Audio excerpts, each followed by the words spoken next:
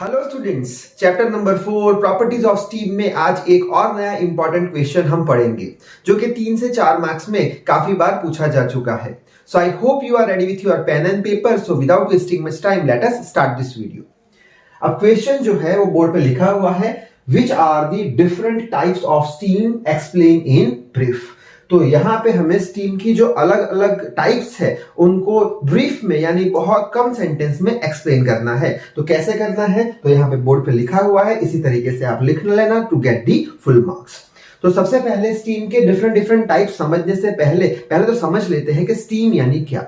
तो स्टीम एक ऐसी चीज होती है जिसमें या तो वाटर पार्टिकल्स होते हैं या तो वेपर पार्टिकल्स होते हैं या फिर वाटर और वेपर या बोलो लिक्विड और वेपर दोनों पार्टिकल का कॉम्बिनेशन होता है। ऐसी चीज को हम स्टीम बोलते हैं।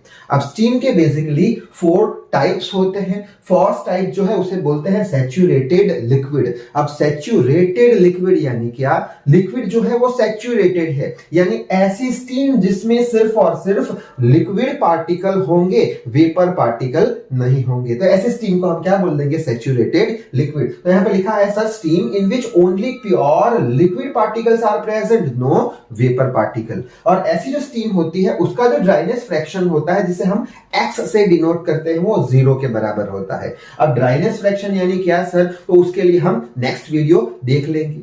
ठीक है, फिलहाल यहां पे याद रखना dryness fraction x is equal to 0 किसके लिए, सैचुरेटेड लिक्विड के लिए। चलो नेक्स्ट स्टीम है हमारी सैचुरेटेड वेपर स्टीम। अब ये जो सैचुरेटेड लिक्विड स्टीम है उसमें हमने क्या देखा था कि ऐसी स्टीम जिसमें सिर्फ और सिर्फ प्योर लिक्विड पार्टिकल हो, वेपर पार्टिकल ना हो। सैचुरेटेड वेपर स्टीम यानी क्या, ऐसी स्टीम जिसमें सिर्फ और सिर्फ वेपर पार्टिकल होंगे, लिक्विड पार्टिकल होंगे नहीं। तो वही लिखा है कि such steam in which only pure vapour particles are present, no liquid particles are present. और ऐसी जो स्टीम है जिसमें सिर्फ वेपर पार्टिकल्स होते हैं, लिक्विड पार्टिकल नहीं होते, उसे हम ड्राई सैचुरेटेड स्टीम भी बोलते हैं। ड्राई यानी क्या, सूखा। क्यों सूखा इसे बोला, क्योंकि सिर्फ वेपर पार्टिकल है, लिक्विड है नहीं, इसलिए ये सूखी स्टीम है, ड्राई सैचुरेटेड स्टीम। और ऐसी स्टीम का जो ड्राइनेस फ्रैक्शन होता है उसका वैल्यू 1 के बराबर होता है। नेक्स्ट स्टीम है वेट स्टीम। सैचुरेटेड लिक्विड में हमने क्या देखा, प्योर लिक्विड पार्टिकल है, वेपर है नहीं। सैचुरेटेड वेपर में हमने क्या देखा, प्योर वेपर पार्टिकल है, लिक्विड है नहीं।